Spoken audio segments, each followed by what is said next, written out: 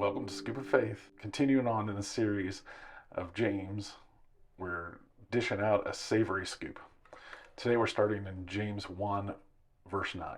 Brothers and sisters who find themselves impoverished should celebrate the fact that they have risen to this height, and those who are rich that they are brought down low, since the rich will disappear like a wildflower.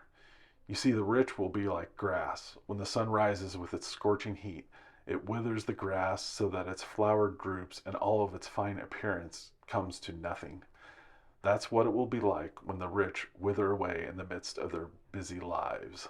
Our first savory scoop for the day, we delight in the fact if we're impoverished, and the rich need to be wary, because if we count on our own wealth and our own status, it's just temporary. It's going to fade away and there will be nothing left. God really is just trying to get at our hearts so that we will trust in Him, that we will put our faith in Him, that we will rely on Him. And that's what He's asking for here.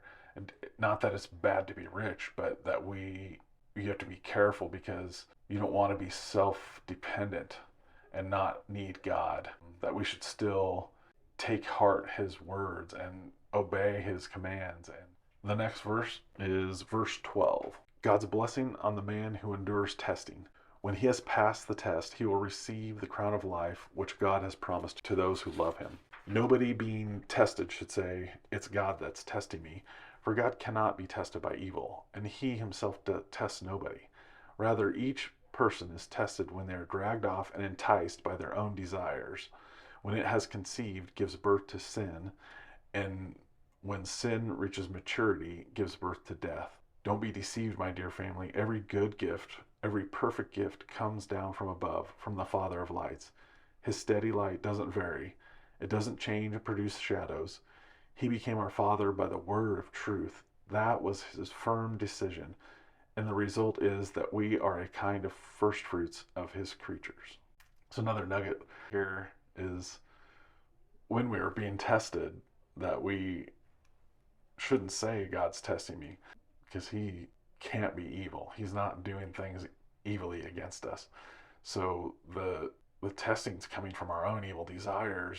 And then it says when the desire builds, when it's conceived, it gives birth to sin. So once the desire starts and then it conceives to do the action, it turns into sin.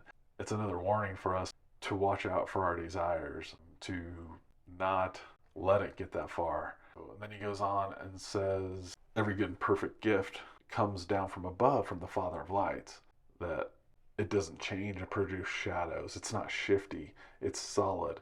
He became our Father by the word of truth, and that was His firm decision.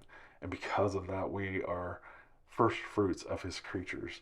That's awesome also, that His gifts don't shift and change, that He is there for us, and that we are the first fruits of His creatures. We're the first creation, that we have been made in His image, and that He chose to make us, that we belong to Him. It's part of our identity, being children of God, so that we know that He is the good Father and He loves us. And that's all the savory scoops for today. So join me tomorrow. Thanks for listening.